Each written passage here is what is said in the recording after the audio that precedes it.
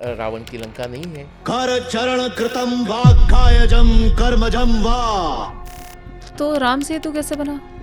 कौन से राम सेतु की बात कर रही है? मैं राम सेतु की बात श्रीलंका और भारत के में जो स्ट्रक्चर है, तो श्रीलंका ही लंका नहीं है, तो वो जो स्ट्रक्चर है वो स्ट्रक्चर कुछ भी हो, लेकिन उसका रामायण के नल सेतु के साथ कुछ लेना देना ही नहीं है, जो कि लोग श्रद्धा में मानते हैं। इनफैक्ट हम उसको राम सेतु कहते हैं। मैं तो कहता हूँ वो राम सेतु भी नहीं कहना चाहिए। श्रवण नयनजम वा मानसम वा पराधम। श्रीलंका तो 100 योजन दूर है नहीं। करेक्ट।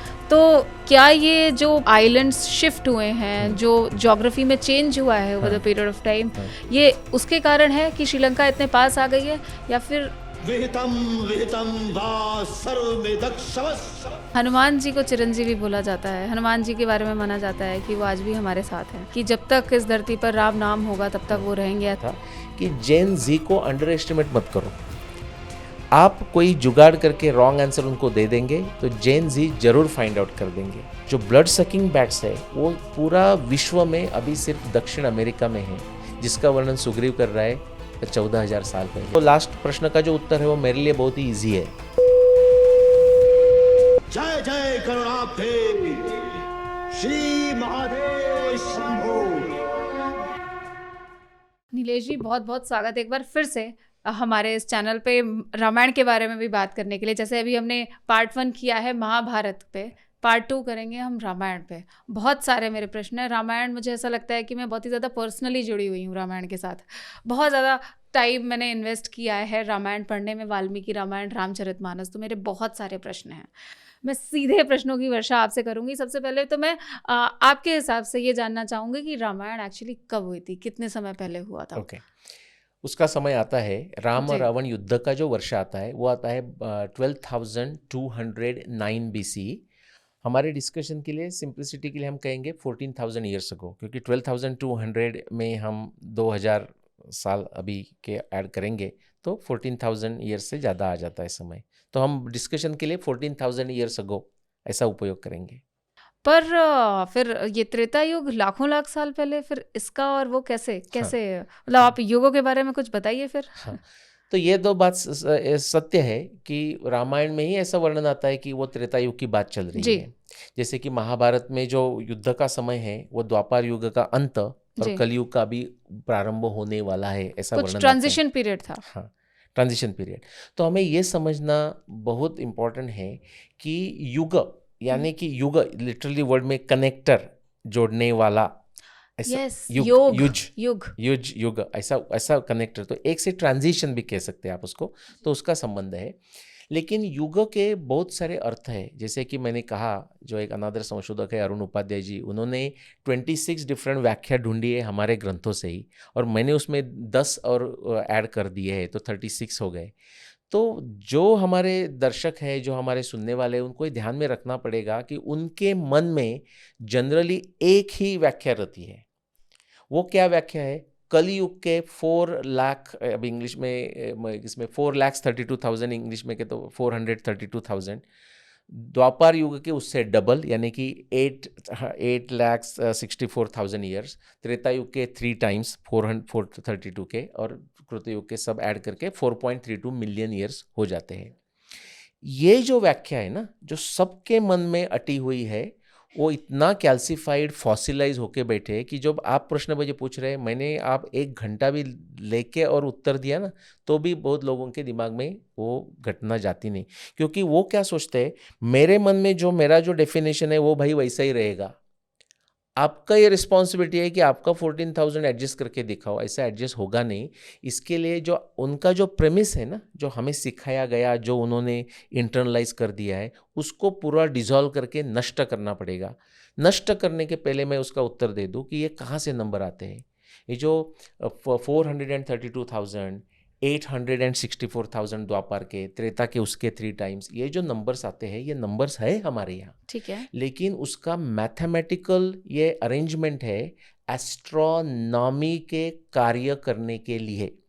हमारे जो सूर्यमंडल में, सूर्य बीच में है और पूरे ग्रह घूम रहे हैं, ये ग्रहों की गति, ऑर्बिटल पीरियड एकदम प्रिसाइज और एक्यूरेट हमें पता चलनी चाहिए, क्योंकि उसका एस्ट्रोलॉजी में उपयोग होता है। कि जो कि मेरी जो पत्नी है अश्विनी, वो चार्टर्ड अकाउंटेंट है लेकिन जी। अभी एस्ट्रोलॉजी करती है। अच्छा। ओके, मुझे पत्नी का नाम भी लेना पड़ता है मेरे हर एक प्रोग्राम में। तो एडिट में रिमूव मत नहीं कीजिएगा। नहीं, बिल्कुल नहीं करूँगी, बहुत ज़रूरी है। हाँ, तो ये जो नंबर्स है, जो एक्यूरेसी एस्ट्रोनॉमी के लिए, जिसका एग्रीकल्चर में उपयोग होता है, नेविगेशन में उपयोग होता है, तो बहुत प्रिसाइज क्या बोलते हैं, लाइफ एंड डेथ का सवाल है उसमें।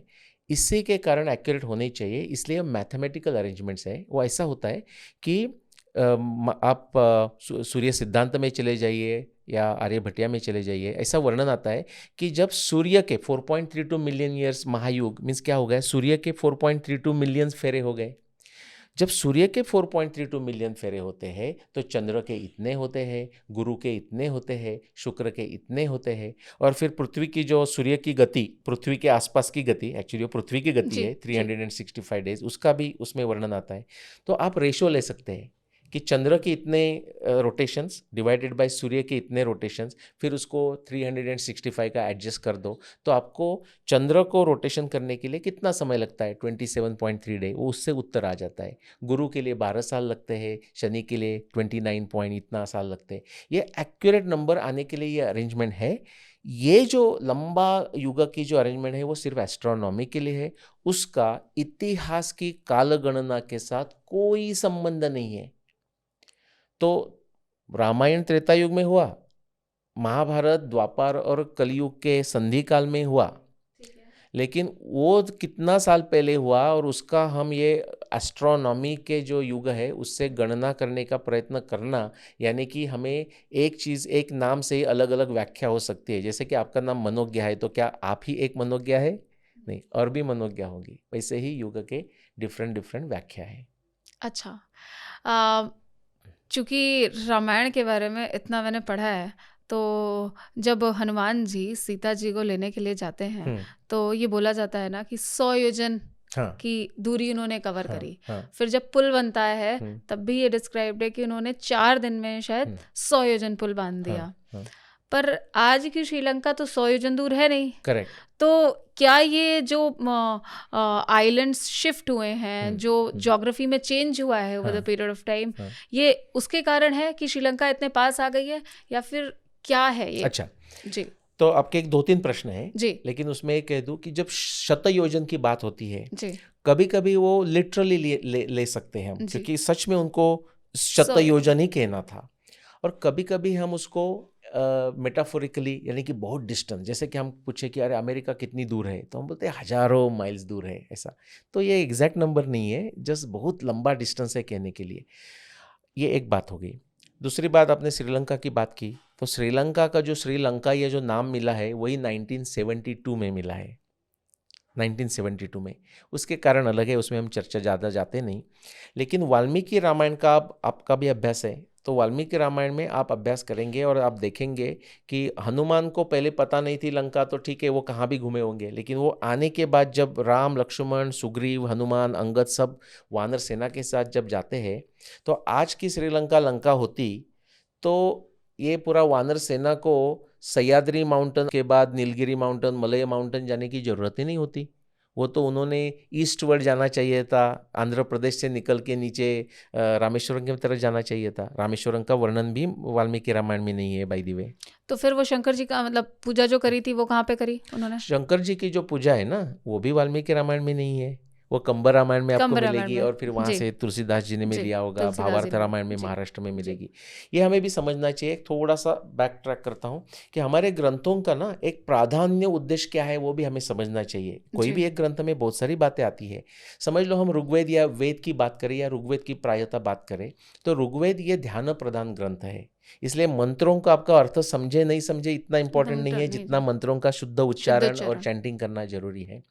उपनिषद का प्राधान्यता से वो वेद में ही आते हैं, लेकिन ज्ञान प्रधान है उपनिषद, या ज्ञान प्रधान है।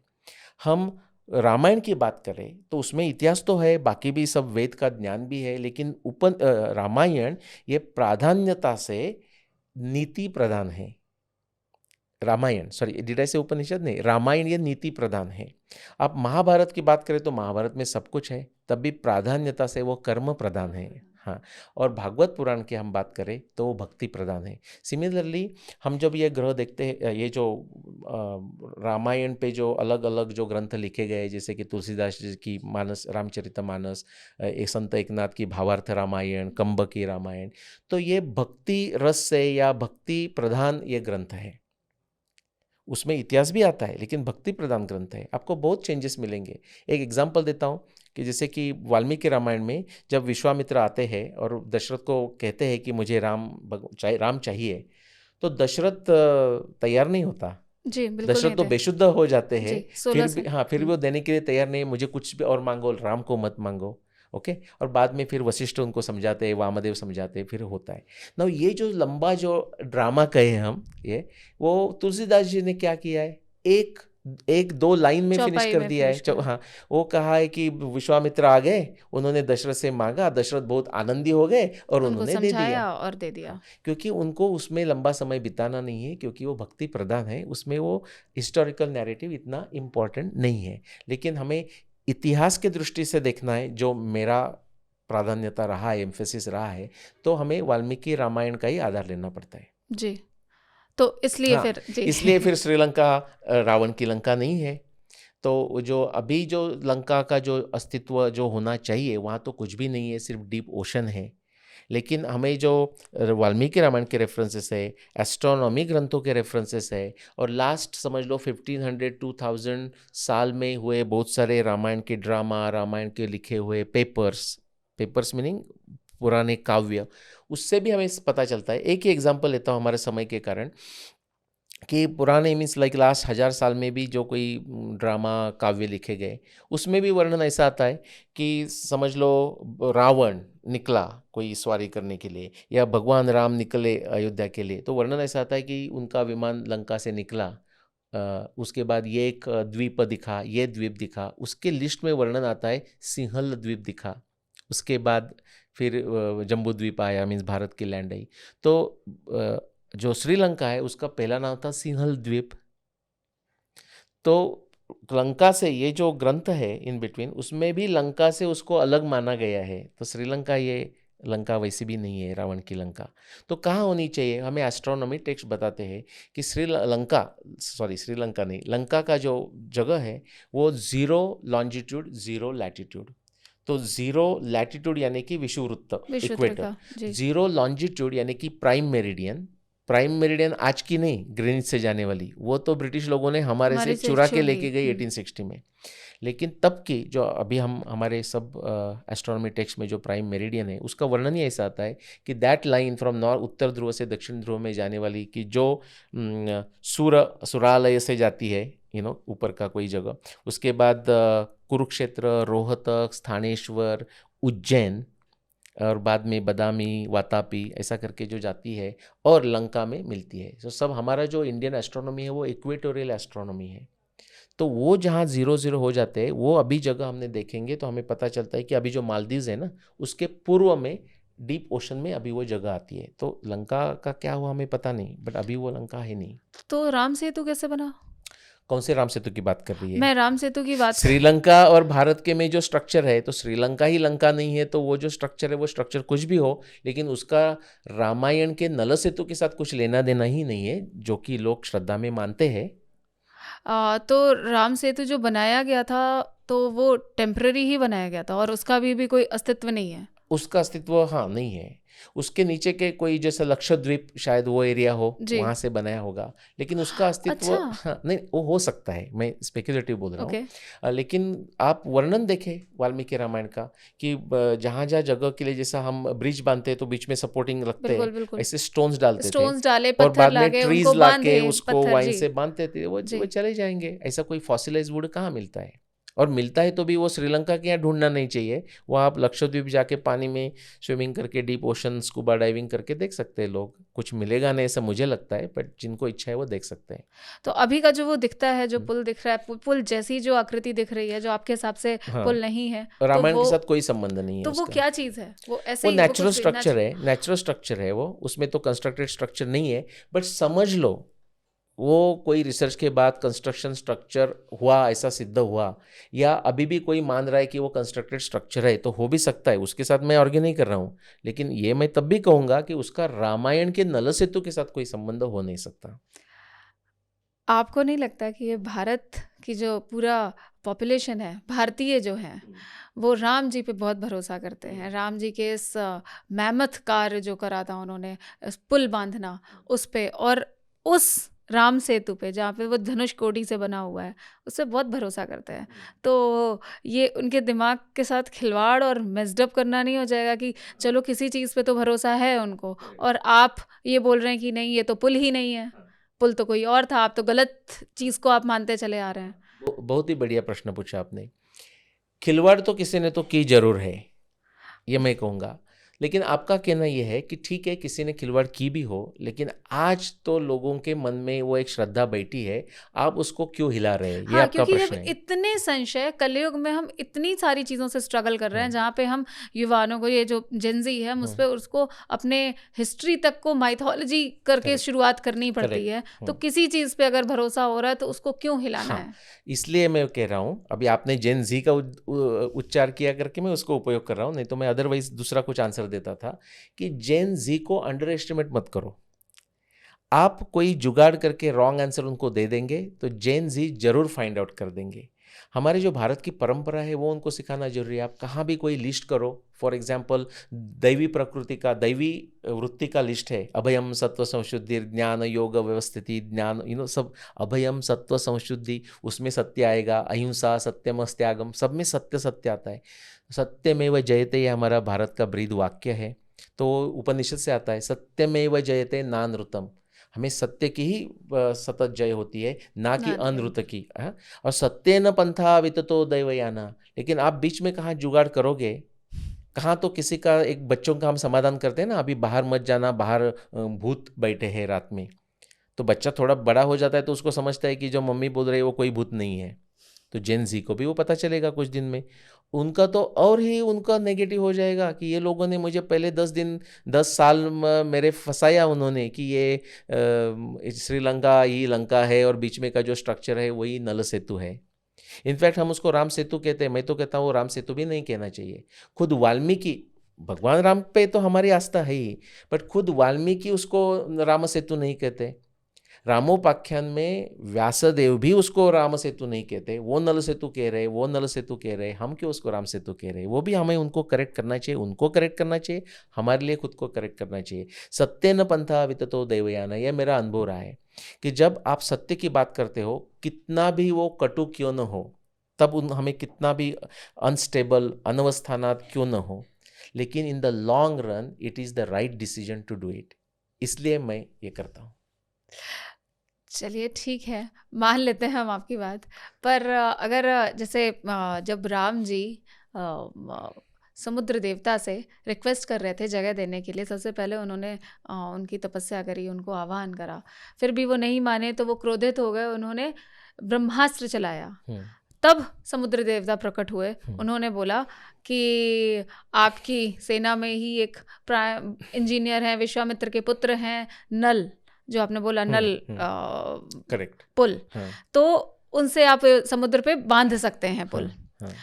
पर ये जो अब ब्रह्मास्त्र है, चूंकि अब इसको तो चलाना ही पड़ेगा, इसको वो वापस नहीं ले सकते हैं, तो समुद्र देवता ने बोला था कि इसको हम मेरे उत्तर में चला दीजिए, वहां पे कुछ राक्षस गण रहते हैं। तो वो कौन सी उत्तर दिशा के बारे में बात कर रहे हैं आज के कॉन्टेक्स्ट में, जहाँ पे राम जी ने जो ब्रह्मास्त्र है चलाया था और जिससे पूरी जाति और वो सारी चीजें मिट गई थी, सभ्यता ही खत्म हो गई थी, वो कौन से लोकेशन? अच्छा, मुझे उसका जो लास्ट प्रश्न है उससे उत्तर देता हूँ, लेकिन मैं थोड़ा आपको, मैं पहला जो ट्रैक आपने जो पूछा है उसमें थोड़ा करेक्ट करूँगा वाल्मीकि रामायण के इससे। तो लास्ट प्रश्न का जो उत्तर है वो मेरे लिए बहुत ही ईजी है। उत्तर ये है कि मुझे पता नहीं, आई डोंट नो वो सहारा है कि हमारा राजस्थान का थार डेजर्ट है करके। लेकिन ये पहले, उसके पहले थोड़ा और करेक्ट करना बताता है कि जितना हमें इजीली बताया जाता है कि जरा थोड़ा सी बात हो गई तो भगवान राम ने ब्रह्मास्त्र ही निकाला, ऐसी बात है नहीं। मैंने उधर एक अस्त्र का नाम आता है, ब्रह्मास्त्र का भी नाम आता होगा, थोड़ा पीछे चले जाते हैं और भगवान राम का जो मानवीय अवतार है ना उसके बारे में समझते हैं। थोड़े बाद में क्या है, जब हमारे प्रवचनकार बताते हैं, और उनका काम भी अच्छा ही है, उसके कारण ही सबके तन मन में वो अभी राम नाम है। बैठे हुए हैं। बिल्कुल लेकिन वो करते हुए वो एम्बेलिशमेंट्स ऐड करते हैं। सिर्फ वही करते हैं ऐसा नहीं है, इतिहास में भी होता है। इतिहास की डेफिनेशन ये है, पूर्ववृत्तम कथायुक्तम, क्योंकि आप स्टोरी उसको टेलिंग, रंजक नहीं बनाएंगे तो बचेगी नहीं। बिल्कुल स्टोरी टेलिंग हाँ, ही है। ऐसा कहा जाता है, जो जॉन स्टाइनबैक करके जो अमेरिका के जी बड़े ऑथर है, वो बोलते हैं unless it is your story you will not bother none to remember it. Okay, correct, something has to be very familiar, interesting होना चाहिए, मनोरंजक रिलेटेबल होना होना चाहिए। चाहिए। हाँ, तो एक्चुअल कथा क्या है, थोड़ा मनोरंजक पार्ट तो आ जाता है, लेकिन कथा इसी है कि वो वहाँ रुके, सोचते बैठे भगवान राम कि हमें कैसा, क्या करेंगे, हम कैसा क्रॉस करेंगे। बहुत दिन जाते हैं, आप फिर आपने तो पढ़ी है, फिर जाके वो लोग भी पढ़े, ये हमारे डिस्कशन के कारण लोग पढ़ेंगे तो हम समझेंगे कि ये सार्थक हो गया। सार्थक हो गया। तो वो जब बाद में इतने फ्रस्ट्रेट, भगवान राम फ्रस्ट्रेट हो जाते हैं कि सिर्फ वो समुद्र के तरफ एरो फेंकने लगते हैं। लक्ष्मण जी भाग के जाते हैं, उनको रुकाते रोकते हैं हैं। कि बोले कि राम भैया आप क्या कर रहे हो, ये शांत हो जाओ। उसके बाद जो डिस्कशन है वो उसमें फिर उसमें थोड़ा सा वो साइड बार जो आपने बोला वो आ जाता है, बट उसके बाद उसके ऊपर एम्फेसिस नहीं है वाल्मीकि रामायण का। आता है फिर उन्होंने कहा तो शस्त्र फेंकना हाँ, उन्होंने चाहिए। पूरा डिस्क्राइब करा है वो लोकेशन की, वहाँ पे ऐसे ऐसी अहीर जनजाति अहीर रहती है। अहीर्स बोला है जी जी उधर जी करके। हाँ, तो अहीर्स है, इफ अहीर्स हमें लेना है जैसा कि वैसा, तो वो एरिया आएगा गुजरात, सिंध, अभी का जो थर डेजर्ट वो आएगा, बिकॉज अहीर का उल्लेख फिर महाभारत में भी आता है जी, कि द्वारका, बिल्कुल यदुस्त्रियाओं को उन्होंने बिल्कुल। ये किया था। अभी हमें सहारा जाना है तो हमें अहीर को बर्बर मानना पड़ेगा, बिकॉज वहाँ बर्बर रहते हैं। तो मोस्टली मुझे लगता है कि अहीर में ही होगा जो कुछ हुआ होगा। लेकिन उसके बाद वो वर्णन किया जाता है, विभीषण भी आता है, बोलता है, और सब लोग बोलते हैं कि हमारे यहाँ, सुग्रीव भी बोलता है कि हमारे यहाँ विश्वकर्मा, विश्वामित्र नहीं, विश्वकर्मा हाँ, के जो, विश्वकर्मा हाँ, जी विश्वकर्मा के जो पुत्र है वो है नल। जी। फिर उनको पूछा जाता है कि पहले आपने क्यों नहीं बात की, तो उन्होंने बोला भाई हमने पूछा ही नहीं, समथिंग लाइक हाँ दिस। जी, नहीं पूछा नहीं, और मैंने फिर वो हो बताया। जाता है। जी। और ये तो है ना इसमें रामचरितमानस में, विनय न मानत जलति जल, गए 3 दिन बीत, बोले राम सकोप तब, हाँ, भय बिन होए ना हाँ, प्रीत, तब वो चलाते हैं। हाँ, करेक्ट। और 5 दिन में वो बांधा हुआ, बांधर एग्जैक्टली कितना परसेंटेज, वो कितना परसेंटेज है। परसेंटेज में, सूत के बारे में भी लिखा हुआ है कि कितना हाँ, कैसे सूत से नाप हाँ, नाप के इतना हाँ, परसेंटेज पहले हाँ, दिन, फिर वो दूसरे दिन। परसेंटेज है एक्चुअली, जी वो बिल्कुल। योजन कहते हैं, बट मैं तो कहता हूँ वो परसेंटेज है, बिकॉज एग्जैक्टली वो एड्स अप टू 100% जैसा। ये 14 किया मीन्स 14 योजन भी हो सकता है, 14 योजन भी 26। है। हाँ, हाँ, हाँ, हाँ। हाँ, हाँ, तो ठीक है, अगर उम्र की बात करी जाए अब, क्योंकि हम लोग हाँ, हमेशा डेटिंग की बात कर रहे हैं, आपने बहुत हाँ, काम कार्य करा है डेटिंग पे, तो अगर रावण की उम्र की बात करी जाए तो रावण के रेफरेंसेस तो वेदवती के समय भी मिलते हैं कि उन्होंने वेदवती को परेशान किया। उन्होंने नहीं, उसने वेदवती को परेशान किया, तब वेदवती ने शाप दिया कि मैं ही तुम्हारी मृत्यु का कारण बनूंगी, और ये माना जाता है कि सीता जी के रूप में जन्म लिया। तो उस समय भी रावण था, इस समय भी रावण है, तो रावण का एज कितनी रही होगी। और इसी कॉन्टेक्स्ट में मैं फिर हनुमान जी और राम जी और सीता जी की एज के बारे में भी आपसे चर्चा करना चाहूंगी। ओके, तो आपने अभी एक बहुत अच्छी बात की, जब रावण की बात आई तो आपने पहले उन्होंने कहा, बोला उन्होंने नहीं, उसने। हाँ, हाँ, नहीं, बहुत अच्छा इंटरेस्टिंग सब्जेक्ट है। तो अभी वाल्मीकि रामायण में तो ऐसा है कि जब कुंभकर्ण की बात आती है, रावण की बात आती है, तो भी वाल्मीकि भूलते नहीं उनको अप्रोप्रिएट एडजेक्टिव देने में। एक्चुअली वो महाबली, महापराक्रमी, बिल्कुल महाज्ञानी, ऐसे रावण की बात करते हैं। बिल्कुल। भगवान राम ने जब फर्स्ट टाइम रावण देखा फेस टू फेस, तो वो भी पहले तो पता तो था, विभीषण तो मिला था, तब भी वो सरप्राइज हो गए कि ये कौन है, ऐसा पूछते हैं। इतना उनका अमेजिंग था। उनसे मिस्टेक तो, एरर्स तो हो गए, वेदवती के साथ, बाद में रंभा के साथ, हाँ, साथ और भी वर्णन आते हैं।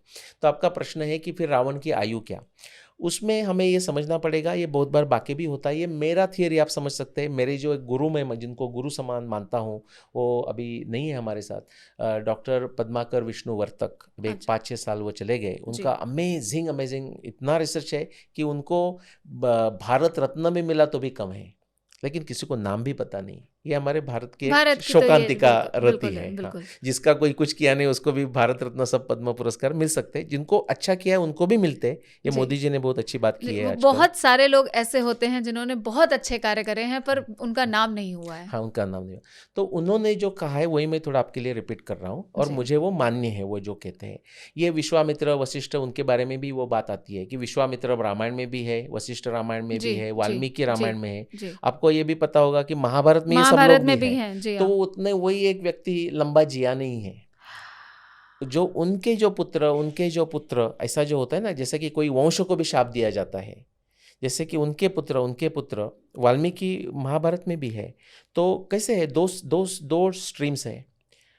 जो एक कोई ऋषि है, समझ लो राजर्षि की भी बात हो सकता है, लेकिन जो ऋषि है उसका जो शिष्य है उसको भी वशिष्ठ के शिष्य को भी वशिष्ठ कहा जा सकता है।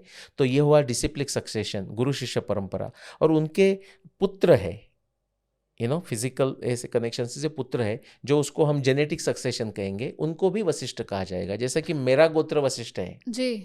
तो आप आज भी मैं चाहे तो नीलेश के जगह वशिष्ठ ओक भी कह सकता हूँ, चाहे तो ऐसे ही वो वशिष्ठ है। अभी रावण के बारे में क्या है, वो हमें बहुत बहुत बार मिलता है। भगवान राम को राघव कहते हैं हम। क्यों कहते हैं? वो रघुवंश में उनका निर्माण हुआ। तो रघु तो बहुत पहले होके गए, लेकिन वो रघु ने इतना कुछ किया होगा कि उनको हम राघव कह रहे हैं। इक्ष्वाकु वंश के इक्ष्वाकु तो कितना पुराना है, उसको हम कहते हैं। तो सिमिलरली जो रावण, उसमें बहुत सारे पावरफुल इसमें आते गए, उसमें रावण ऐसा होके, और वो जनरेशन चलते गए। नहीं तो हम ये एक्सप्लेन नहीं कर पाएंगे। आपने तो वेदवती की बात की, मैं तो उसमें ऐड करूंगा कार्तवीर्य अर्जुन का उन्होंने किया, और भी बहुत सारी घटना है उसमें। तो उसका अनन्यरण्य की घटना है। तो भगवान राम के पहले भी अनन्यरण्य का जो डायनेस्टिक ये डिस्टेंस है वो भी बहुत है। हाँ, वही राम जी के उसमें हुए थे, अनन्यरण्य को हराया था। उन्होंने बोला था कि मेरे वंश में ही राम उत्पन्न होंगे, वही तुमको हराएंगे। तो बाकी सब ये राम के समय में सब इक्ष्वाकु में अल्प आयु के होके चले जा रहे, और रावण तो वैसा ही बैठा है सिंहासन पे। ऐसा नहीं हो सकता। तो उसके कारण हम ये कह सकते हैं कि रावण भी मल्टीपल रावण हो चुके हैं। अच्छा। जैसे कि विभीषण की मैं बात करूं, तो विभीषण तो वो विभीषण थे रामायण के समय के। महाभारत में भी विभीषण की चर्चा होती है कि जो सहदेव दक्षिण दिशा में निकलते हैं। विभीषण तो चिरंजीवी है ना, उनके बारे में तो ये माना जाता है। तो आपने अभी और एक डाइग्रेशन ले लिया। चिरंजीव की जो मुझे लिमिटेड बात है वो मैं बात कर दूं जी। चिरंजीव की भी बहुत सारी व्याख्या है। वैसे चिर काल तक जीने वाले चिरंजीवी, चिर को हम क्वांटिफाई नहीं कर पाएंगे। नहीं, आप क्वांटिफाई इन्फिनिट कर रहे हैं। हाँ, मैं बता रहा हूँ कि बहुत लंबे समय तक। और एक बहुत सारे आचार्यों ने ये व्याख्या दी है, मैं बात करता हूँ। वो व्याख्या ये है कि जैसे कि हमें लिस्ट पता है, उससे भी ज़्यादा चिरंजीव है, लेकिन जो क्या अश्वत्थामा, बलिर्व्यासो, हनुमांश, विभीषण, कृपः परशुरामश्च सप्तैते चिरंजीविनाम। तो ये मैंने एक आचार्यों से सुनी हुई व्याख्या की मैं आपको बोल रहा हूँ, ये मेरा कोई ये नहीं है, मुझे अच्छी लगती है वो व्याख्या। उन्होंने कहा है कि ये जो लोग हैं ना, ये 7 लोगों के नाम लिए, और भी कोई जो चिरंजीव होंगे, उनके बारे में उनकी एग्जैक्टली मृत्यु कैसी हुई उसको, इतिहास को जानकारी नहीं है, इसलिए उनको चिरंजीव कहा गया। अभी आपके फेस पे बड़ा क्वेश्चन मार्क है, कन्विंस नहीं है। मैं आपको एक महाराष्ट्र की परंपरा बताता हूँ, शायद वो आपके यहाँ भी होगी। ऐसा पुराने ज़माने में होता था, जो कम्युनिकेशन के साधन नहीं थे, तो बिजनेस के लिए, व्यापार के लिए समझ लो, या परिक्रमा करने के लिए, यात्रा करने के लिए पुरुष लोग निकल जाते थे। कभी ऐसा होता था कि उनके बारे में कुछ न्यूज़ ही पता नहीं चली। तो महाराष्ट्र में ऐसी ट्रेडिशन है कि जो उसकी पत्नी रहेगी, बहुत समय प्रयत्न करने के बाद भी उनके बारे में कुछ पता नहीं चलेगा, तो गांव के लोग सब डिसाइड करेंगे कि हाँ, कुछ सब ट्राई किया, न्यूज़ नहीं है। तो वो लेडी को, वो जो स्त्री होगी, वो खुद को जब तक उसके पति के बारे में कोई न्यूज़ नहीं आती, पॉजिटिव या नेगेटिव, तब तक वो रेस्ट ऑफ द लाइफ वो खुद को अखंड सौभाग्यवती समझेगी। ऐसी महाराष्ट्र में ट्रेडिशन है। तो अखंड सौभाग्यवती है, तो शायद उसके पति चले भी गए होंगे, लेकिन वो खुद को अखंड सौभाग्यवती मानने वाली है, क्योंकि उनको क्या हुआ वो हमें पता नहीं। I am just saying, using the same metaphor, possibly चिरंजीव का अर्थ वो रहा होगा जो आचार्य ने कहा है, कोई आचार्य ने कहा है, सबने नहीं कहा है। तो अलग अलग व्याख्या हो सकती है और उसमें फाइट करने की जरूरत नहीं है। मैं फाइट बिल्कुल हाँ। नहीं कर रही हूँ, लेकिन इसके साथ मेरा प्रश्न आ जाता है हनुमान जी से। तो हनुमान जी को चिरंजीवी बोला जाता है, हनुमान जी के बारे में माना जाता है कि वो आज भी हमारे साथ हैं। उनके बारे में बोला जाता है कि जब तक इस धरती पर राम नाम होगा तब तक वो रहेंगे, ऐसा उनका कॉन्वर्सेशन भी मिलता है वाल्मीकि रामायण में भी। तो क्या फिर चिरंजीवी व हनुमान जी आज हैं या नहीं हैं? मुझे पूछ रहे हैं? मैं आपसे पूछ रही हूँ। हाँ, तो हनुमान जी इतने उच्च स्तर, ऐसा है कि नत्वे वहाम जातुनासम नत्वन में जनाधिपा, हम तो सब चिरंजीवी है। ममैवांशो जीवलोके जीवभूत सनातना, तो हनुमान जी क्यों? सभी चिरंजीवी। हाँ, कृष्ण ही अर्जुन को कहते हैं ना, ऐसा कोई समय नहीं था कि तू और मैं नहीं थे, और ऐसा कोई समय नहीं आएगा फ्यूचर में कि तू नहीं है और मैं नहीं होगा, हम सब रहेंगे। वो सेंस से तो है ही, लेकिन as a distinct identity Hanuman ji को कहते हैं। वो थोड़ा सब्जेक्ट बड़ा होगा करके मैं उतना जाना नहीं चाहता, संक्षिप्त में उत्तर देता हूँ कि जो बड़े महात्मा ऐसे जो बन जाते हैं ना, उनकी सिद्धि बढ़ जाती है। तो वो एक अपना उनका आगे का जो आत्मा का प्रवास होता है वो हो सकता है, लेकिन उसके बाद भी जैसे कि हनुमान भक्त हो गए, वो हनुमान भक्त आपको कहेंगे कि उनको दर्शन दिया हनुमान जी ने। क्या जी। वो झूठ है? तो ऐसा नहीं है। जैसे कि महाराष्ट्र ट्रेडिशन में संत ज्ञानेश्वर बड़े संत होके गए 13th सेंचुरी में, और जो उनके जो भक्त है और उनके जो उनको गुरु मानते हैं, उनको उनका दर्शन होता है। मुझे नहीं हुआ है, मैं भी उनको गुरु मानता हूँ, लेकिन हुआ नहीं है, मेरी इतनी पात्रता नहीं होगी। लेकिन उनको कैसा दर्शन होता है? तो एक बड़ा वो एक आध्यात्मिक विषय होगा कि जिसमें अलग अलग हम जो बॉडीज कहते हैं ना, पंचकोश जैसा, जी। उससे भी आगे जाके कि वो जो इम्प्रिंट्स है, वो इम्प्रिंट्स आपको दर्शन देती है। एक छोटी सी कथा बताता हूँ, जो मैंने अभी जो गुरु का नाम लिया डॉक्टर जी, पविवर्तक का, प्लीज। ये मेरे बात नहीं हुआ है, लेकिन ऐसा हुआ है कि वर्तक जी को बहुत लोग गुरु मानते थे, और फिर उनको वो दिखते थे, मीन्स डिस्टेंस पे वो वर्तक जी नहीं है वहाँ भी, और वर्तक जी को ये पता भी नहीं रहता था कि वो उधर कुछ दिख रहा है। लेकिन बहुत बार कोइंसिडेंस ऐसे होते थे कि बाद में वो मिलते थे और बोले कि वर्तक जी मैंने आपको वहाँ सामने खड़ा देखा। तो वर्तक जी बोले अच्छा, ऐसा बोलते थे, लेकिन वो तब ऐसा जो वो डॉट्स कनेक्ट करने का प्रयत्न करते थे, तो उनको कभी बहुत बार याद आता था कि हाँ, मैंने तेरी याद निकाली थी, या तेरे बारे में डिस्कशन हो रहा था। तो जैसा कि वो इसलिए बोला वो लंबा सब्जेक्ट होगा। भागवत पुराण, आप भागवत पुराण का भी अध्ययन करते हैं तो स्कंद 3 और स्कंद 5 का अध्ययन और फिर बार कीजिए, उसको आपको मिलेगा कि जैसा हम ये हाथ रियल है कहते हैं, ये पाँव रियल है कहते हैं, लेकिन जब हम अंतःकरण की बात करते हैं, मन चित्त अहंकार, तो हम बोलते हैं कि चलो ये कोई जुगाड़ होगा। ये जुगाड़ नहीं है।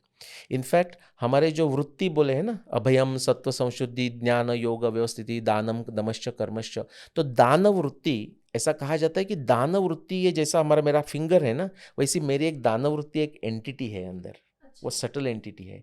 तो सिमिलरली दैट्स वाई दर्शन हो सकता है। ये जो मेरा अत्यंत लिमिटेड नॉलेज है मैंने शेयर किया, लेकिन ये बहुत ही डीप ओशन जैसा डीप सब्जेक्ट है। ठीक है।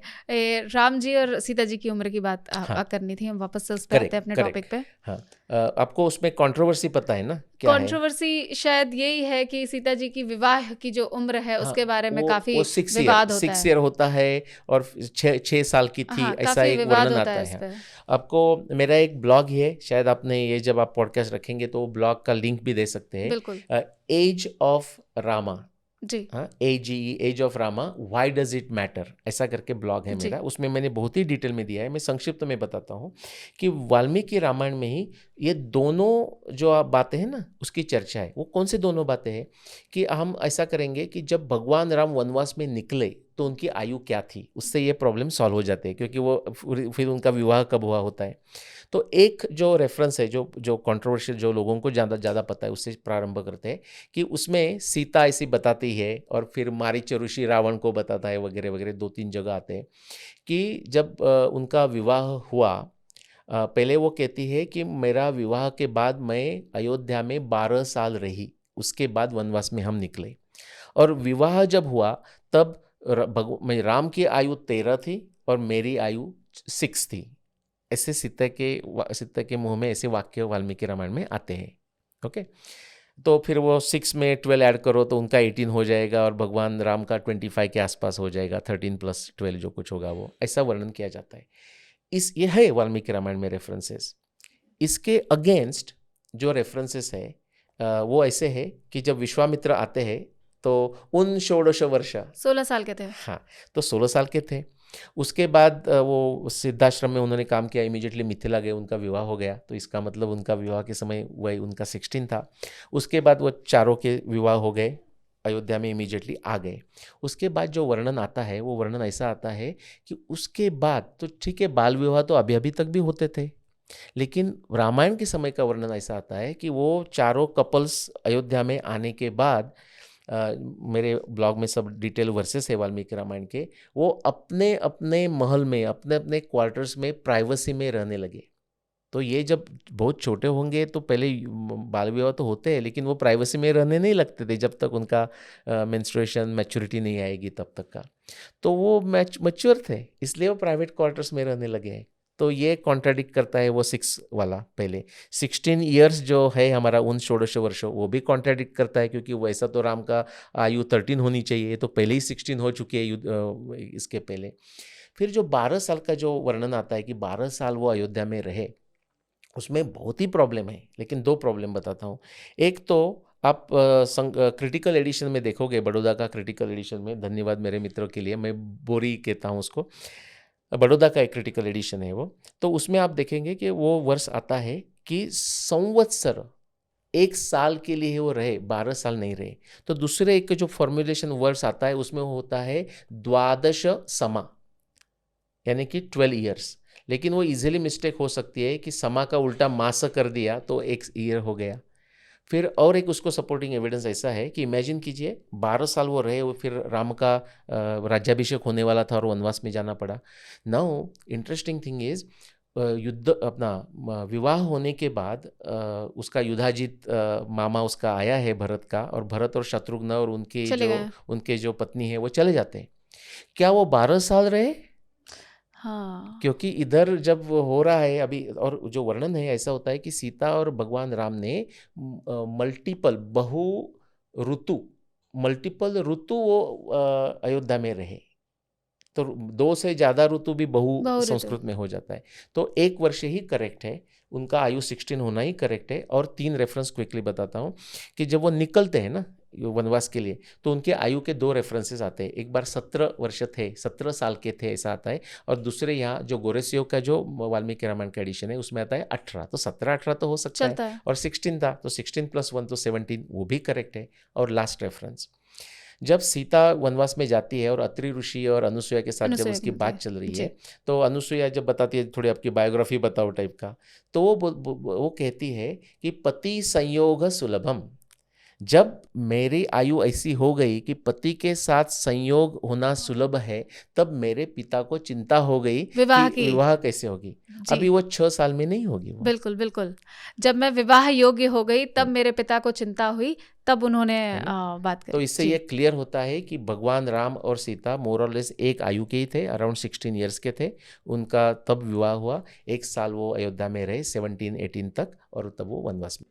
अभी मेरे दिमाग में एक थॉट आ रहा है, क्या ये भी हो सकता है कि द्विज जो यज्ञोपवीत संस्कार होता है उसको द्विज भी बोलते हैं, चूंकि तो द्विज के बाद ये दूसरा जन्म चूंकि बोला जाता है कि ज्ञान की प्राप्ति हो रही है, तो जब राम जी का जन्म हुआ होगा, उसके बाद जब यज्ञोपवीत संस्कार हुआ होगा, तो उसके बाद वो एज कैलकुलेट कर रहे हैं, आगे की कैलकुलेट नहीं करिए उसको, वो करके द्विज जो क्योंकि दूसरा जन्म हुआ है उसके बाद के 16 साल, तो वो चीज़ें फिट हो जाती हैं उसके हिसाब से कैलकुलेशन में। तो ऐसा अनेक लोगों ने, जो ट्रांसलेट करने वाले या कमेंटेटर्स ने या ये बोला है। टीका में किया है। जी। लेकिन अभी जो हमने जो बातें हाँ, डिस्कस ये की ना, उसके available साथ है। कॉन्ट्राडिक्ट होता है, बिकॉज उन 16 वर्षों उसके बाद इमीडिएटली उनका विवाह होना, 1 साल ही रहना, और 1 साल के बाद चले जाना। वनवास में चले जाना, जी। वो सबको कॉन्ट्राडिक्ट करेगा, वो इंटरप्रिटेशन को कॉन्ट्राडिक्ट करेगा। तो चाहे वो हम इंटरप्रिटेशन वो सिर्फ श्लोक के लिए, जात जो वर्ड है जाति, उसके लिए मान भी ले, तो भी बाकी जो ये है तो कॉन्ट्राडिक्ट करते हैं। तो हम ये कैसा सॉल्व करते हैं? इसलिए ही विज्ञान बुद्धि की जरूरत है, इसलिए ही तर्कशास्त्र की जरूरत है और तंत्र युक्ति की जरूरत है। इनफैक्ट अभी जो हमने किया ना, वो तंत्र युक्ति का उपयोग किया, तर्कशास्त्र का उपयोग किया और विज्ञान बुद्धि का उपयोग किया, और उसमें और एक ऐड कर दूं, विवेक बुद्धि का उपयोग किया। जी। अगला प्रश्न मैं, चूंकि समय की बहुत ज़्यादा कमी है, मैंने आपकी फ़्लाइट भी है, मैंने आप लोगों के लिए केवल इतना सर को बिठाया हुआ है, सर की फ़्लाइट है, सर को निकलना भी है। अगला प्रश्न मैं पूछूंगी कि मैं बहुत ज़्यादा खुश हो जाती हूँ जब मैं सुग्रीव के बारे में पढ़ती हूँ कि सुग्रीव ने जब सब लोगों को, सारे वानरों को ग्रुप्स में डिवाइड करा था सीता जी की खोज के लिए, तो अलग अलग ग्रुप को अलग अलग डायरेक्शन में भेजा था, और अलग डायरेक्शन में भेजने के साथ साथ उन्होंने सारे इंस्ट्रक्शंस दिए थे कि आप यहाँ तक जाओ, आपको उस ज्योग्राफिकल लोकेशन में कौन कौन सी चीज़ें मिली थी। यहाँ तक कि उन्होंने ये भी बताया था कि कुछ पोल्स के बारे में भी बात करी थी कि आप 6 महीने वहाँ पे सुबह रहती, 6 महीने रात रहती है, तो वहाँ मत जाना। और यहाँ पे हनुमान जी को सिंका के बारे में भी बताया था कि कुछ ऐसे जलचर मिलते हैं जो कि खींच लेंगे, जो आपकी आकृति और छाया पकड़ के आप पे वार करते हैं। तो उसी रेफरेंस में उन्होंने उदयाचल और अस्ताचल की बात करी थी। तो ये पर्वत कौन से हैं, और थोड़ा सा ज्योग्राफी के बारे में बताइए सुग्रीव की। जो सिंहिका के बारे में जो बात है, जी। उसमें हमें इतना डिटेल्स नहीं मिलती कि हमें क्या है पता नहीं, तो जी। हम वो थोड़ा साइड में रखते हैं। जी, एम्बेलिशमेंट बिल्कुल, हो सकती है बिल्कुल, या कोई उसका एक्सप्लेनेशन बिल्कुल। हो जो मुझे पता नहीं। ठीक। सुग्रीव का जो एटलस की जो मैं बात करता हूँ, तो जो किष्किंधा कांड के जो सर्ग है 40, 41, 42, 43, उसमें इतना सच अ ब्यूटीफुल डिस्क्रिप्शन है। सिर्फ उसके लिए भी generation G Q X Y G जो कुछ है, डेल्टा अल्फा बेटा, वो सब ने पढ़ने चाहिए। बिल्कुल। जो 90 ईयर ओल्ड है उन्होंने भी पढ़ने चाहिए। तो ये हमें सिंप्लिसिटी में क्या समझता है कि सुग्रीव को जो पता था 14,000 ईयर्स अगो, और वो डिस्क्रिप्शन से वो परफेक्टली मैच होते हैं। उनको दक्षिण अमेरिका के एंडीज से लेके, जिसको उदय पर्वत कहते हैं, पश्चिम में यूरोप में आल्प्स तक, उसको वो अस्ताचल कहते हैं, अस्तगिरी कहते हैं, वहाँ तक का पूरा पता था। यूरोप में आश्रम थे ऋषियों के, या मिडल के जो एरिया है, बिकॉज वो भारत का, मैं बोला ना, सीरिया तक का तो भारत का पूरा सिविलाइजेशनली इन्फ्लुएंस था पूरा, तब भी 14,000 ईयर्स तक का। उत्तर में जो आर्टिक सी जिसको हम कहते हैं, उसको रामायण में सुग्रीव उत्तर पयसाम निधि ऐसा कहते हैं। और जो आपने जो कहा ना दिन का, ये तो बोलते हैं कि वो ऐसी जगह है, असूर्या नामक लोका, ऐसा कहते हैं कि उसका नाम असूर्या भी है क्योंकि कोई ऐसा बड़ा समय रहता है वहाँ सूर्य दिखता भी नहीं, तब भी वो कहते हैं कि उधर तब भी ब्राइटनेस रहता है। तो ये अरोरा बोरियलिस जो नॉर्दर्न लाइट्स, उसकी बात है, उसकी रामायण की बात है, उसमें महाभारत में भी ये बात आती है। अर्जुन जब जाता है शस्त्र अस्त्र जमा करने, तो वो भी बात करते हैं। और दक्षिण में सुग्रीव बात करते हैं अंटार्कटिका तक की, उसको वो यमपुरी या यम की राजधानी ऐसा उसका उल्लेख करते हैं। और ये सब डिस्क्रिप्शन कर रहे हैं, वो ये नहीं बोल रहे कि वहाँ तक जाओ, वो बोलते हैं कि ये मैं बता रहा हूँ आपको, इंडिकेटर्स बता रहा हूँ, मार्क्स बता रहा हूँ, लेकिन वहाँ मत जाना। इनफैक्ट नॉर्थ में साउथ में तो ये कहते हैं, ईस्ट वेस्ट तो ठीक है, नॉर्थ साउथ में वो कहते हैं कि मैं बता रहा हूँ उधर जाना मत। पहले जाना मुश्किल है, लेकिन गए तो आएंगे तो डेफिनेटली नहीं। वो नॉर्थ में भी ये कहते हैं, साउथ में भी ये कहते हैं। अमेजिंग।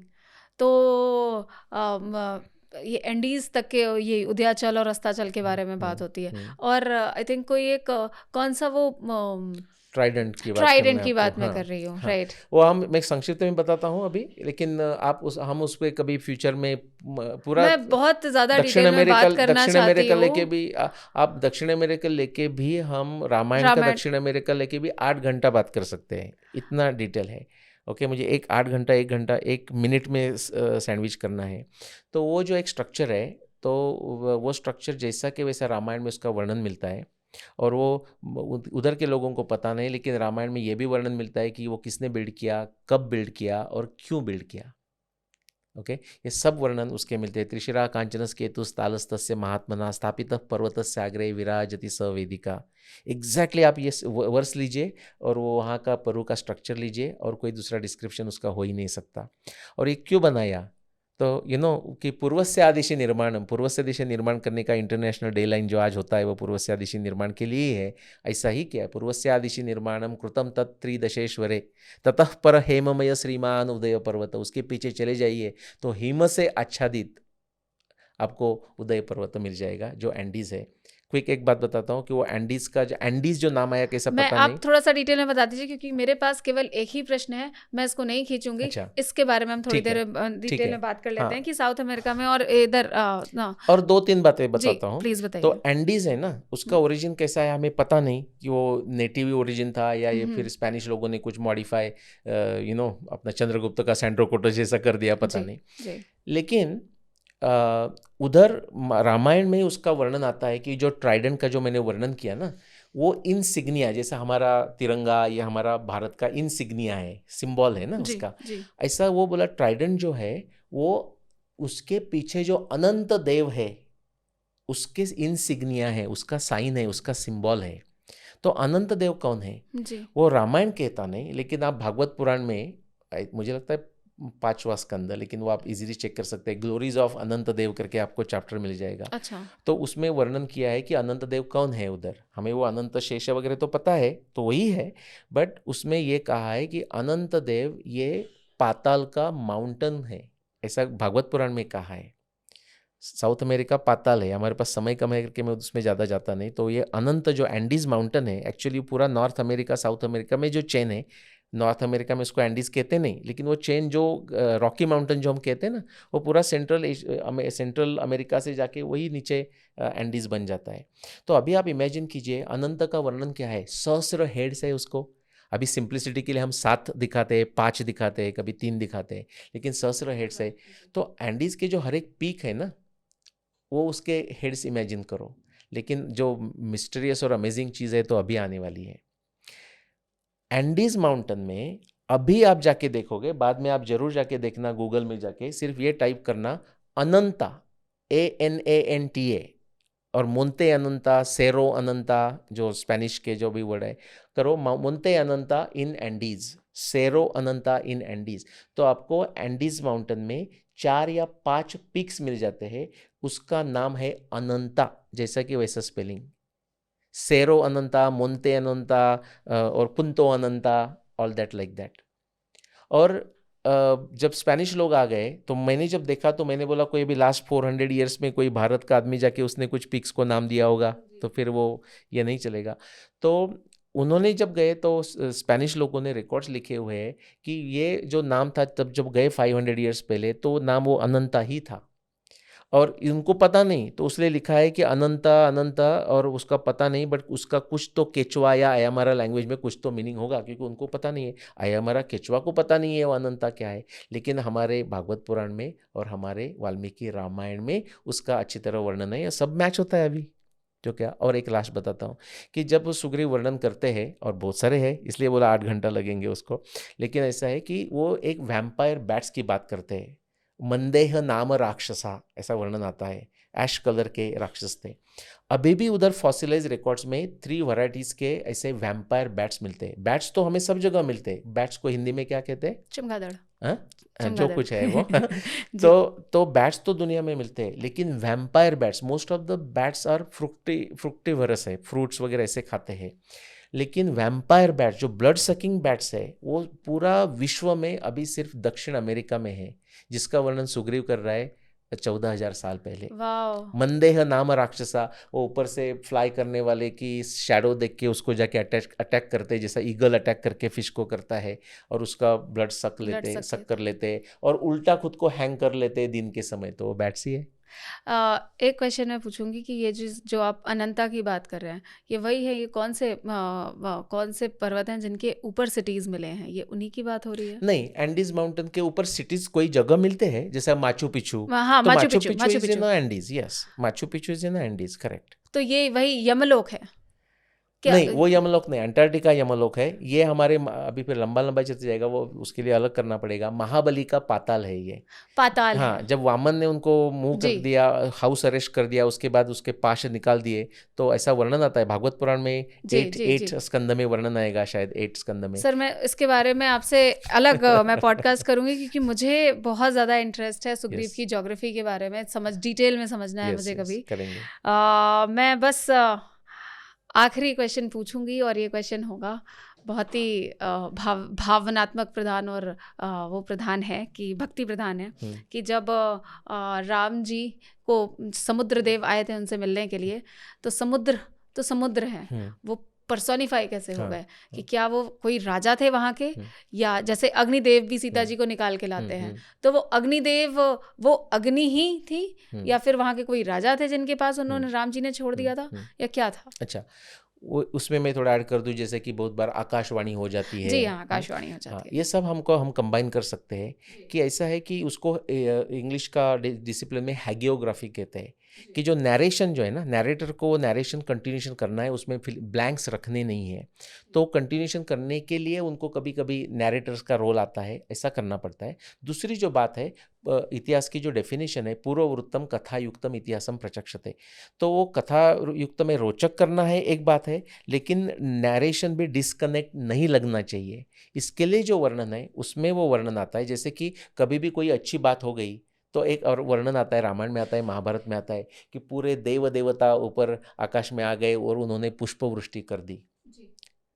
ये जैसा आप समझेंगे वैसा ही ये हमें समझना है। एग्जैक्टली क्या हुआ हमें पता नहीं एक्चुअली, बट आप मुझे कोई आप पूछेंगे, कोई गन होल्ड करे बोला कि नहीं नहीं उसका उत्तर देना ही है, तो मैं ये कहूँगा कि ये एम्बेलिशमेंट है।